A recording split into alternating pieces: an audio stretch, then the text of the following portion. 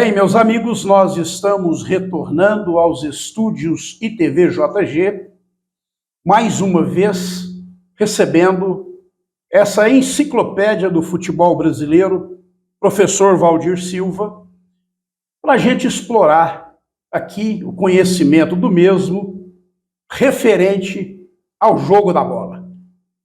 Professor Valdir Silva, seja bem-vindo. Um abraço à cidade de Araguari, um abraço, mestre. É um prazer muito grande estar aqui com você, com o Cacheta, nessa programação maravilhosa, né? Que fala para Araguari, toda a região e Brasil afora, e isso nos dá uma amplitude muito grande para que nós possamos aí estar nessa troca de ideias, falando alguma coisa relacionada ao futebol. Professor, quero de antemão agradecer a sua presença, sempre aquecendo o nosso convite. Nós estamos vivendo um momento de muitas mudanças mundo afora.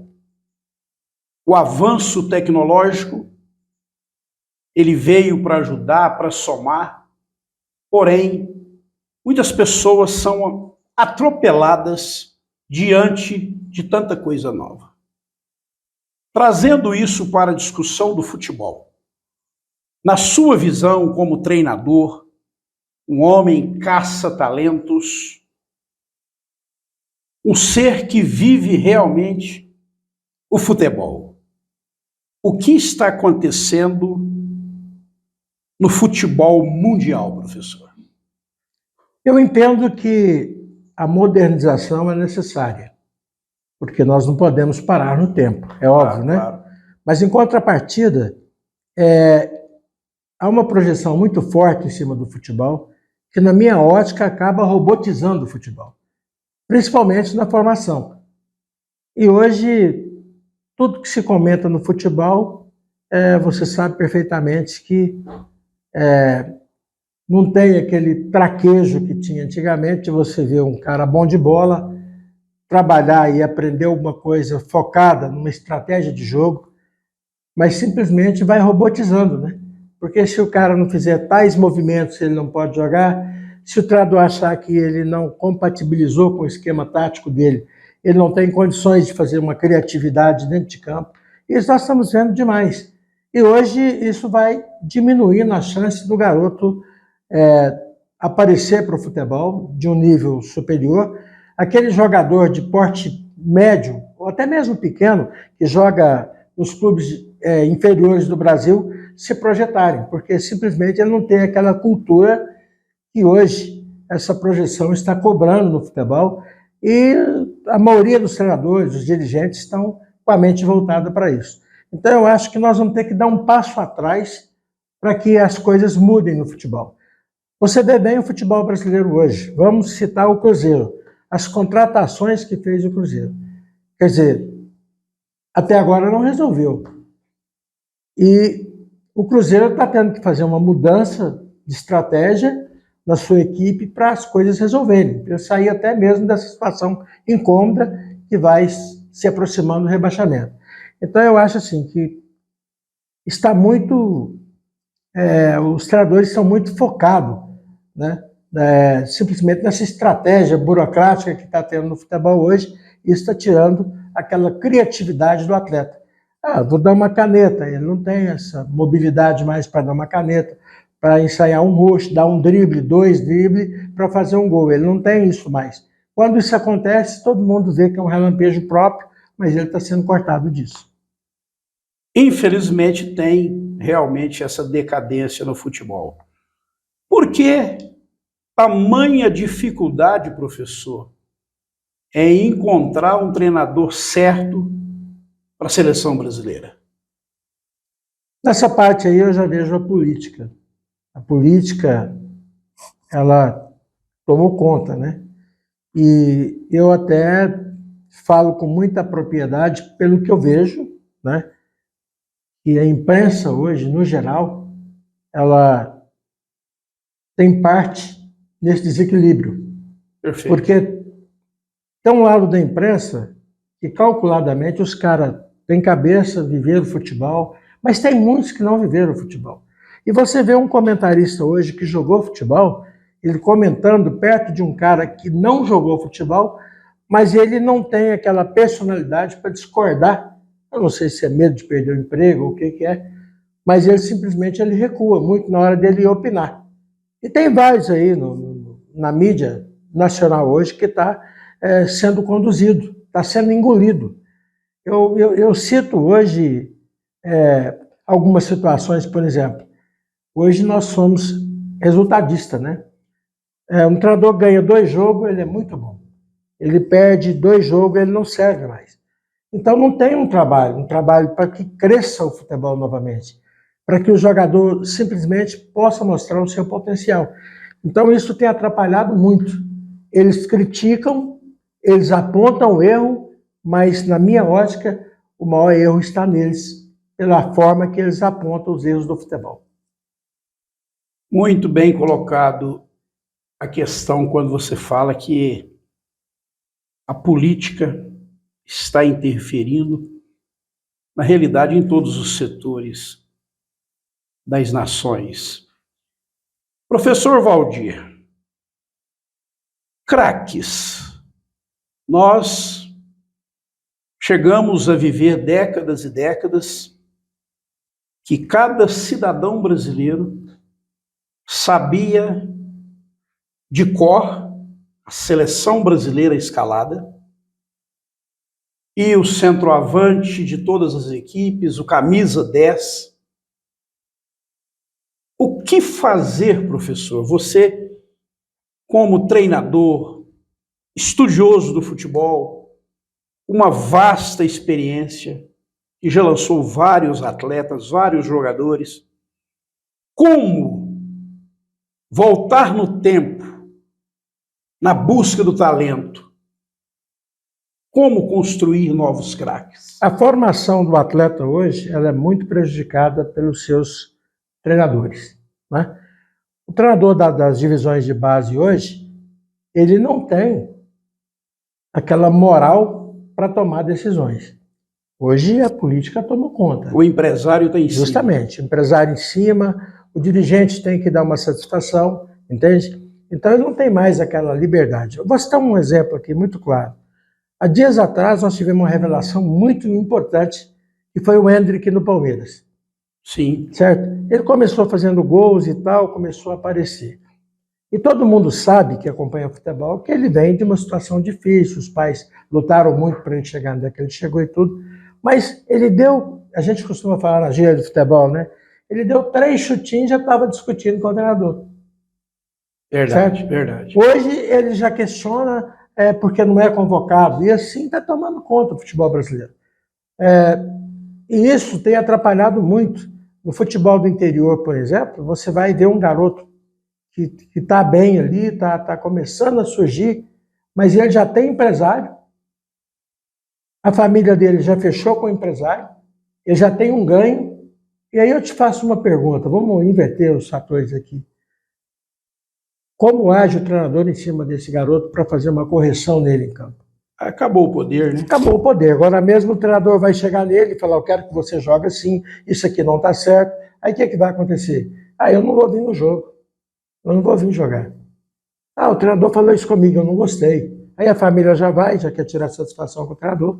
Aí o empresário chega no dirigente do clube e fala, se não tirar esse treinador, nós vamos tirar o atleta. E isso está polarizando o futebol de uma forma que quando chega a degraus maiores, eles não têm mais potencial para se sustentar.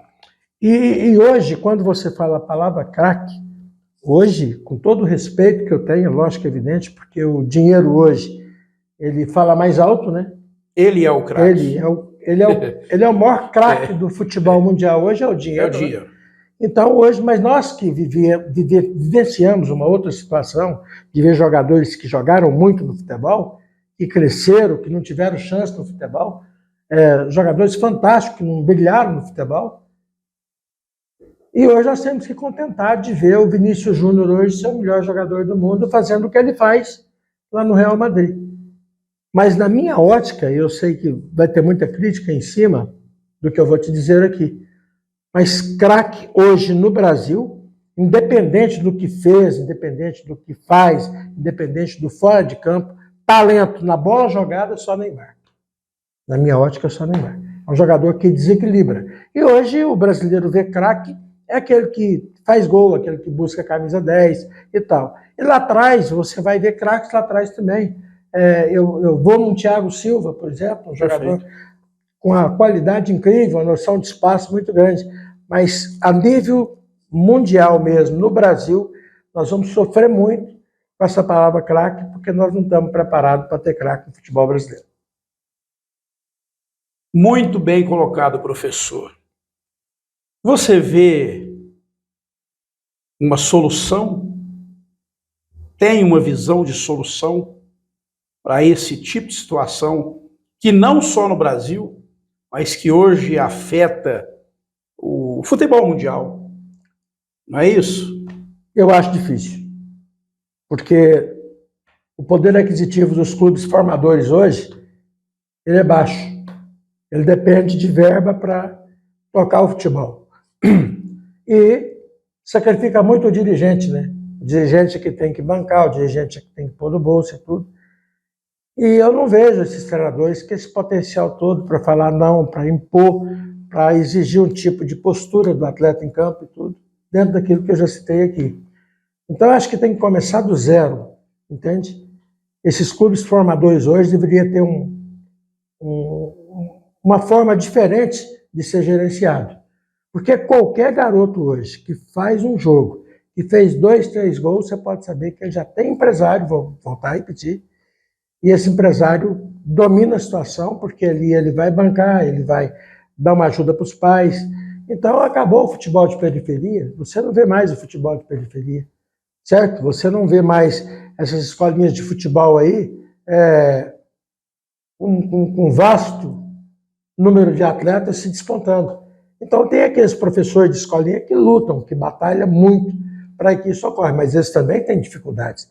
Por que eles têm dificuldades? Se um garoto começa a aparecer ali e ele quer dar um suporte para esse garoto venha aparecer no futebol de uma forma mais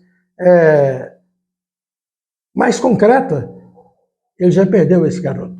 Aí o pai já ligou, olha, alguém ligou, e eu sei que a situação hoje é muito difícil, e o craque está nesse garoto mais pobre, né? Então ele precisa realmente de ajuda. Mas isso vai devastando o futebol, vai fazendo com que esses atletas vão sumindo, e hoje é muito difícil você ver um jogador estourar no futebol sem ter uma trava, né? Perfeito. Ele é travado por alguma coisa, então é muito difícil. E além da perseverança, a humildade, que não impera mais em nossos meios, infelizmente, né? E essa dificuldade, professor, dos treinadores brasileiros, os treinadores da terra. Nós estamos tendo aí uma invasão de treinadores. O clube vai falar em contratar um jogador, atrás um português, vamos trazer um italiano, tal. O que aconteceu na realidade, professor, você que já trabalhou muitos e muitos anos ali na beira do campo como treinador, o que falta para a nossa base de treinadores para que ele continue sendo como os nossos treinadores aí, um Tele Santana da vida, né? Um Joel Santana? Então, o que está acontecendo? Eu volto só para deixar um adendozinho que Sim. tinha falado em relação ao garoto sendo formado. Hoje, nós temos que ser percussor da ideia de mostrar o garoto. De mostrar o entendeu? garoto.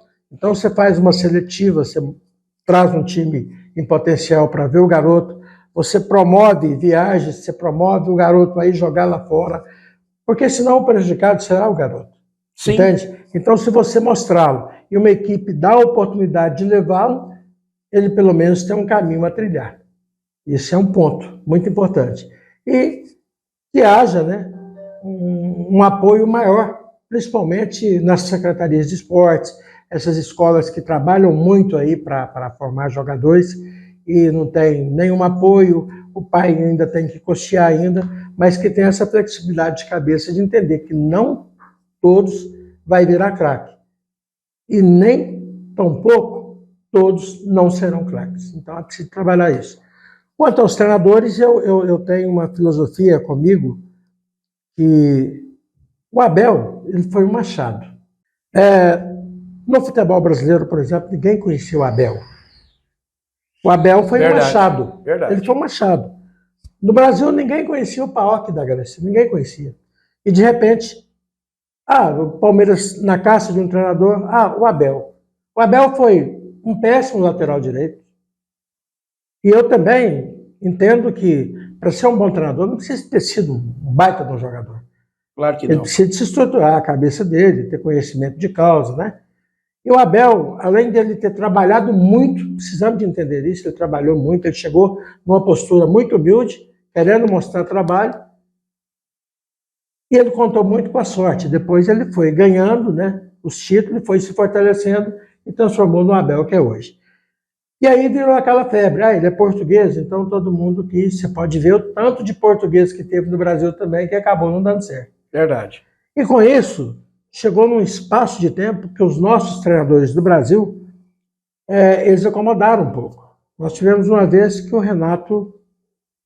o próprio Renato Gaúcho, ele deu uma entrevista, ele falou que ele não precisava de ir para fora, estudar futebol, pesquisar, era melhor ele estar na praia, no Rio de Janeiro e tal. Me lembro disso. Então, o que acontece? Muitas coisas vieram a acontecer. Nós tivemos treinadores que preocuparam em ir lá para fora, porque hoje é universal o conhecimento do futebol. Intercâmbio, né? O intercâmbio é tudo hoje. Porque do jeito que a gente busca lá fora o conhecimento com eles lá fora, eles também buscam aqui no Brasil. Verdade. Porque quer queira, quer não, o Brasil é o país do futebol. Então eu acho assim que nós tivemos grandes treinadores no Brasil, mas muitos pararam no tempo. Até por falta de estrutura das suas equipes, né? Está aqui trabalhando no Brasil. Ele perde 2 jogos, ele é demitido. Ele não ganha um título, ele é demitido. Então eles têm mais paciência com o treinador que vem lá de fora hoje do que com os nossos aqui. Os nossos aqui, eles não têm paciência. Então é por isso que eu acho que só piora a situação. Enquanto um treinador brasileiro não vir a ganhar aí títulos constantemente, vamos citar aqui o Felipe Luiz, que está com um brilhante começo de carreira. Mas se amanhã ele não conquistar nada no Flamengo, ele vai ladeira abaixo.